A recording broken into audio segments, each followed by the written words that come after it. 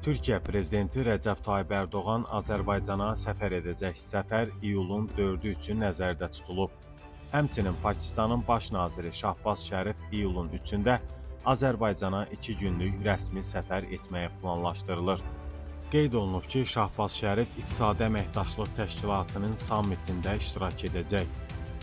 Bu səfər regional əməkdaşlığı və İqtisadi Əməkdaşlıq Təşkilatı ölkələri ilə ikitərəfli əlaqələri gücləndirməyə yönəldiyi üçün böyük diplomatik və iqtisadi əhəmiyyət daşıyır deyə məlumatda bildirilib. Nəşrlər Pakistan Xarici İşlər Nazirliyindəki mənbələrə istinadən bildirir ki, səfərin yekunu üzrə qarşılıqlı əməkdaşlıq haqqında bir neçə saziş və anlaşma memorandumunun imzalanması planlaşdırılır.